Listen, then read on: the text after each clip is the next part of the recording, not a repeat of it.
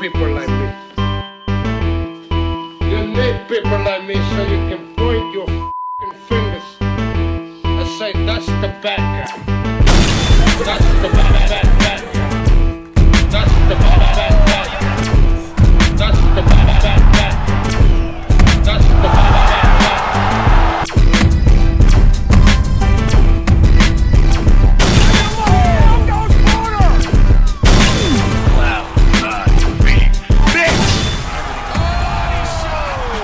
Welcome to the motherfucking relay. We're covering today's top boxing news.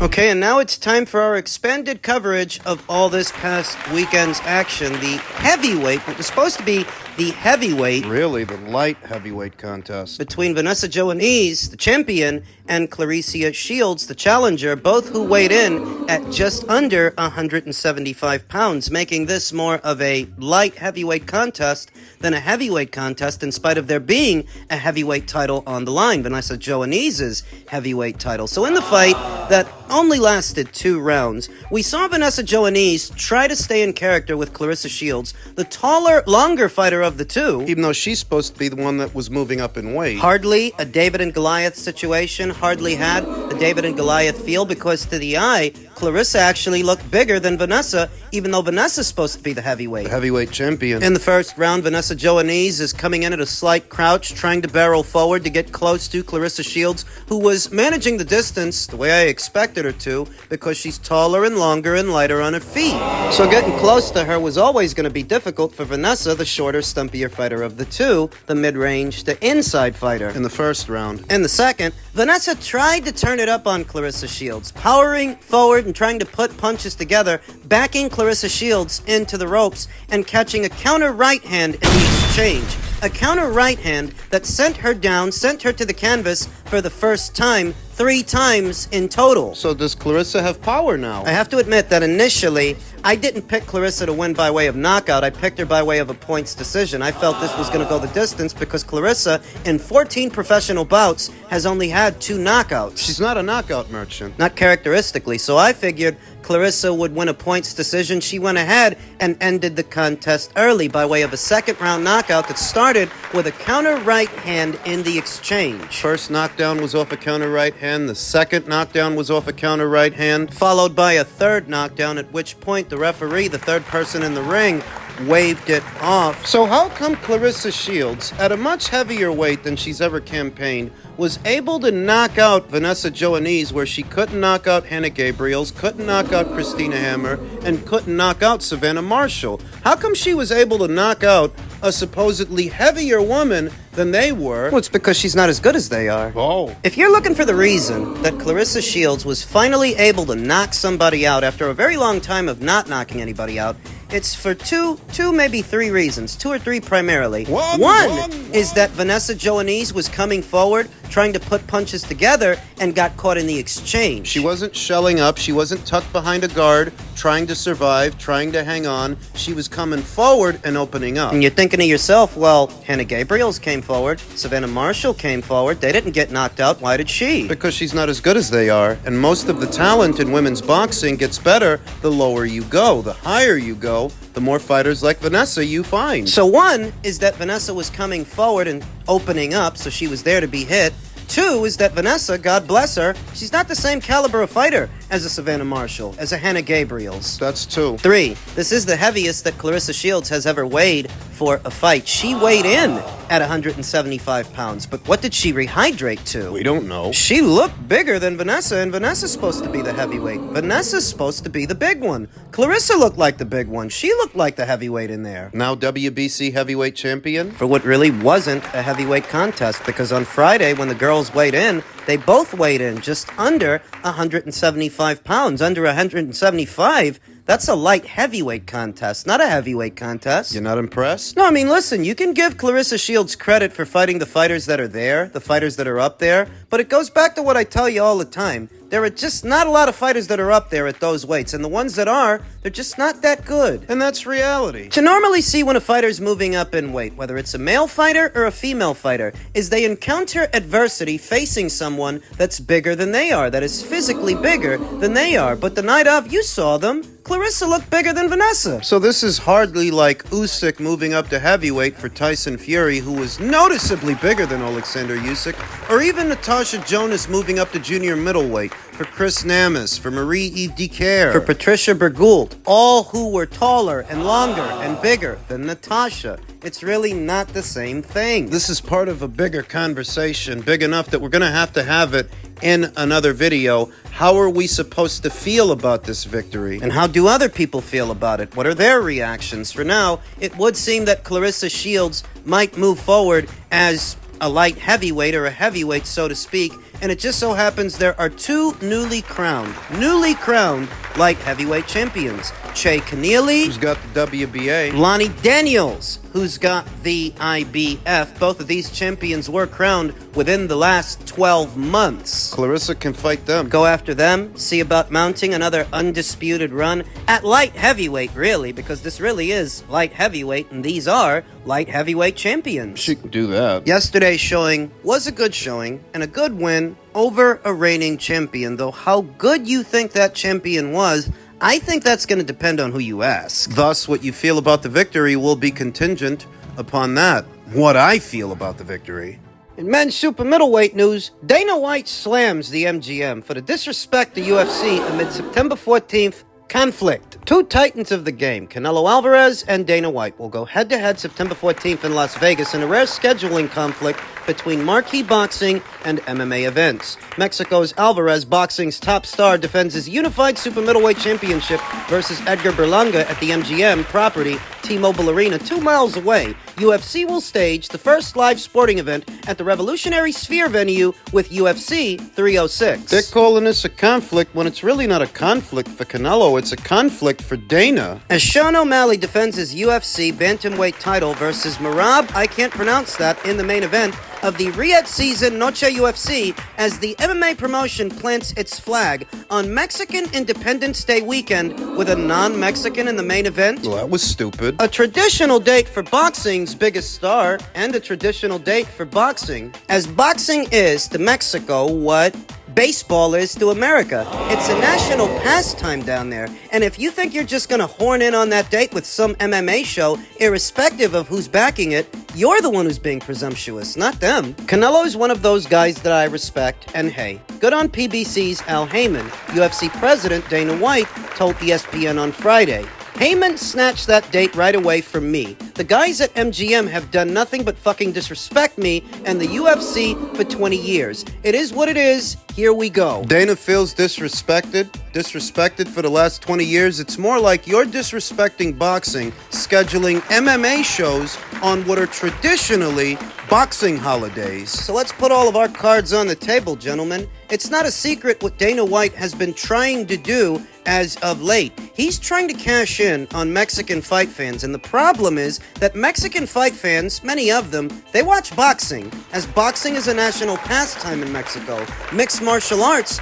is a fledgling sport. It's still a young sport, much younger than boxing, and what you're trying to do is get in their wallets by doing shows during the Mexican holidays. The UFC has staged 4 pay-per-view events at the T-Mobile Arena each of the past 2 years, and the MGM controlled all the viable live sporting event venues on the Strip until the Madison Square Garden Company opened the Sphere in September. That paved the way for White and the UFC to still hold a major event on September 14th, even after PBC and Canelo reserved the date with the MGM Resorts International. White beat Canelo to the punch last year and staged the first iteration of Noche de UFC, a fight night event at T-Mobile Arena, after the MMA promotion reserved the date. Alvarez instead fought 2 weeks later at T-Mobile Arena and secured a victory over Jermell Trello. Everybody can see what Dana's doing. The PBC is thrilled to continue the more than 20-year tradition of championship boxing in Vegas on Mexican Independence Day weekend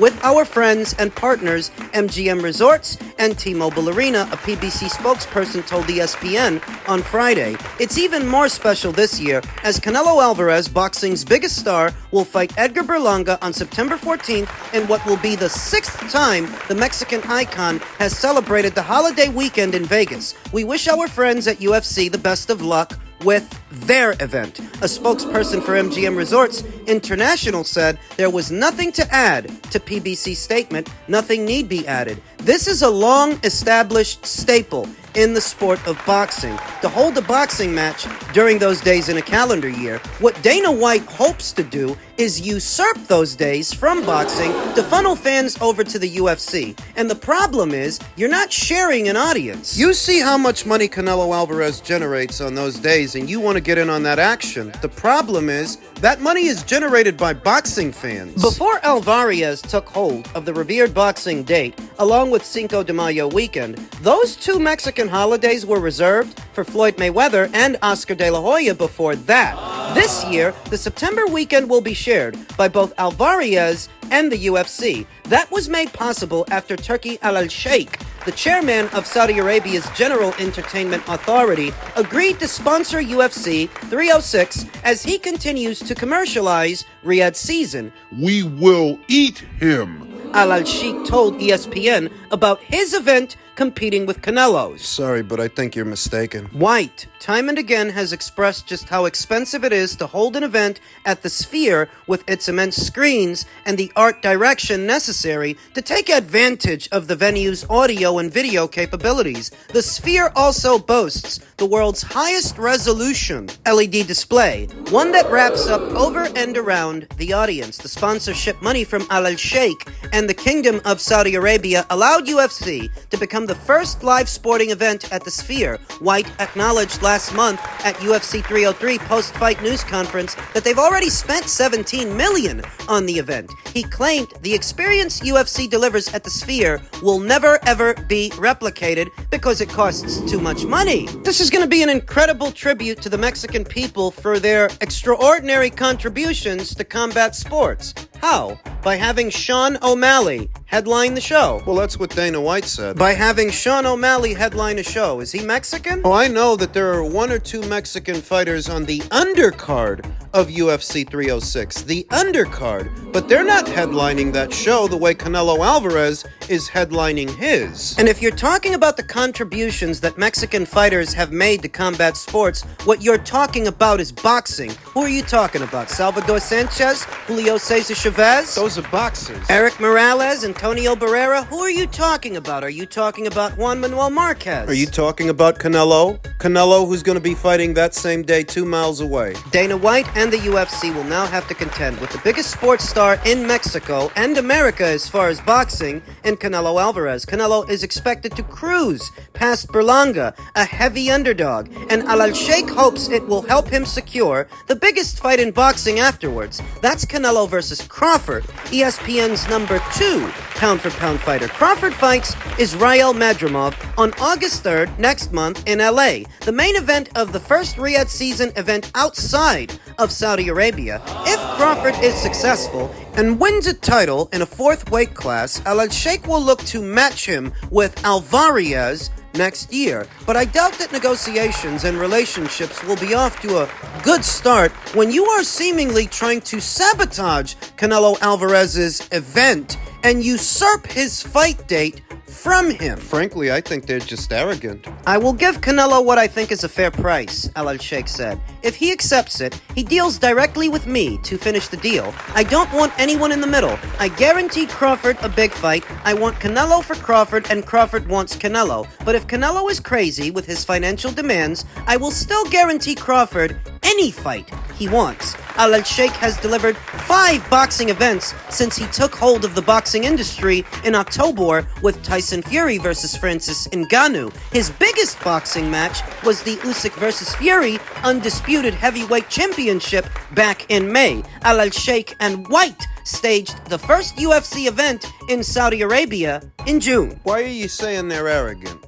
Well, for them to think that they can take this day away from Canelo, a Mexican national, during a Mexican holiday, and all they have to do is put 2 Mexican fighters on the undercard. Yeah, that's arrogant. That Dana White, a white man, who has a white man headlining his show, thinks he can figuratively colonize. That's what you're trying to do. You want to get in on that action. You see the amount of money that Mexican-American fight fans spend during Mexican Independence Day, that time of a calendar year, and you're trying to get in on that action. This is your bid to do that. The problem is you don't even have a Mexican headlining your show. The two Mexican nationals you do have fighting on that date are fighting on the undercard, and neither one of them is as big a draw or is as well known amongst the Mexican national as Canelo Alvarez. Dana doesn't seem to understand that MMA is not a national pastime to Mexicans, but boxing is. Noche de UFC? That's almost as cringeworthy as when Caleb Plant tried to speak Spanish. Listos pelos chingazos! You know, it took me about 5 minutes to realize it was Spanish that he was trying to speak, what it was that he was trying to say.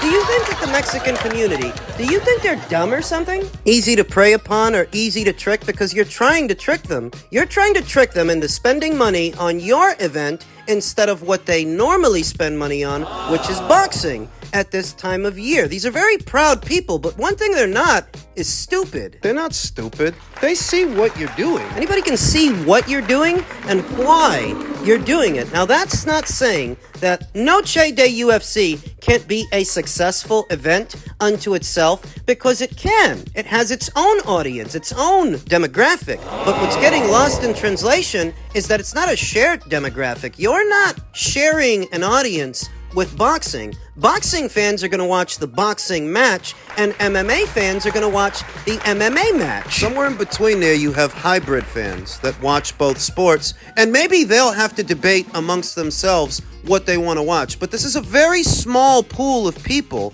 Understand that? There are not that many hybrid fans, hybrid combat sports fans, that are going to wonder what they're going to watch or what they're going to spend their money on. No, the majority of people that spend money on boxing at that time of year, they're going to go to the boxing match. They're going to buy the boxing match. And your fans, your MMA fans, are going to do what they normally do. That's why it's possible for Dana's event to be successful, because they have their own fans. The disconnect is that you're going to rub Canelo Alvarez out, you're going to push him off of that date, or funnel his fans to your show. It doesn't work like that. It never has. You feel disrespected that the MGM has had the run of the place and made things difficult for you? They should feel disrespected that you're trying to horn over, take over, usurp that date from them. Dana White is a guy who's used to getting what he wants within his own sphere, his own MMA bubble. He's a boss, and he's the boss to a lot of people, but he damn sure ain't the boss of Canelo. Do you know who you're dealing with? Canelo Alvarez is the top earning boxer in all of boxing, and he didn't need Saudi Arabian money to get there. He got there off his name alone, with his audience that supports him and continues to support him. It doesn't matter if you don't like the Berlanga fight. This guy's guaranteed to put up in between 400,000 and 500,000 pay-per-view buys, regardless of who he fights. That's just him. Playing up on these familiar tropes, the Mexico versus Puerto Rico rivalry, that might add some more buys to the pot. Whether you like the fight or not. I don't even like the fight. This isn't even who I wanted Canelo Alvarez to fight, but even I have to admit that this guy's drawing power is going to take more than Ortiz and Grasso on a UFC undercard to move him off of this date. Are you nuts? No, you're arrogant. As you would have to be arrogant to try and pull this stunt.